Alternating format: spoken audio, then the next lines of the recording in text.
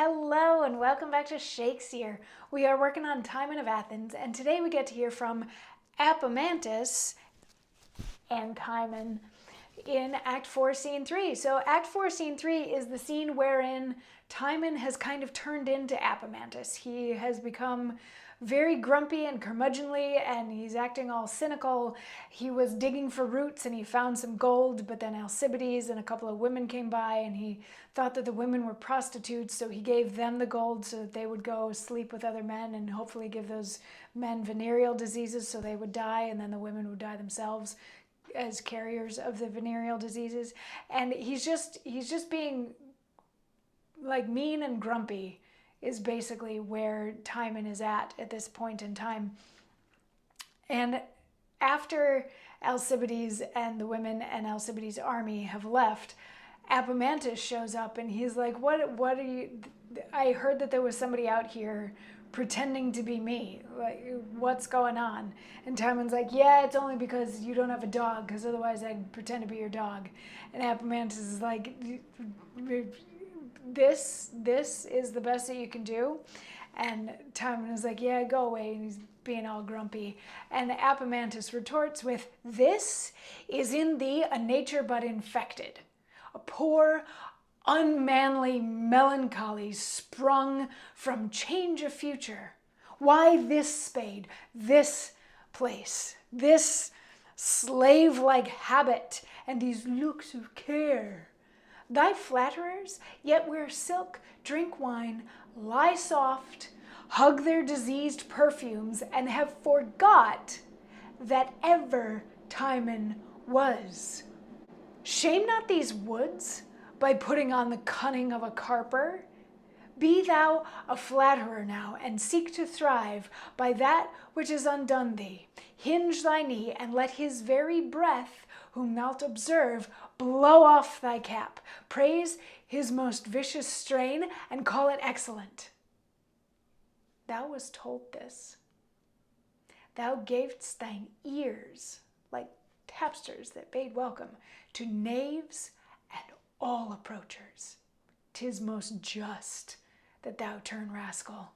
Hadst thou wealth again, rascals should have it. Do not assume my likeness. Were I like thee, I'd throw away myself. Thou hast cast away thyself, being like thyself. A madman, so long now a fool. What, think'st that the bleak air, thy boisterous chamberlain, will put thy shirt on warm?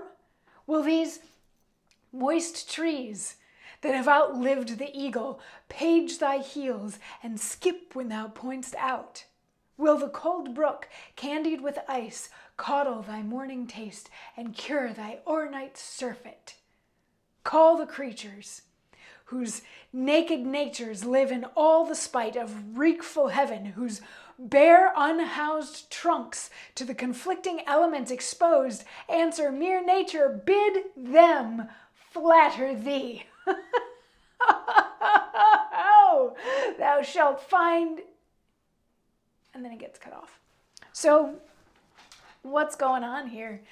Apemantus doesn't like having competition. He doesn't like that Timon is trying to be cynical the way that he is, in part because Apemantus hasn't liked Timon through the majority of the play. You know, at the beginning they were very much opposites, and Apemantus was actually probably the first person in the play that was like, this is a bad idea for him to be giving so much away, because none of these people are going to come to his aid if he ever needs it. And his warnings were just brushed off, and he actually gets to that point at the end of his first half of the monologue. You know, the first part of it is, you know, this isn't you, Timon. Like, why are you here pretending to be this?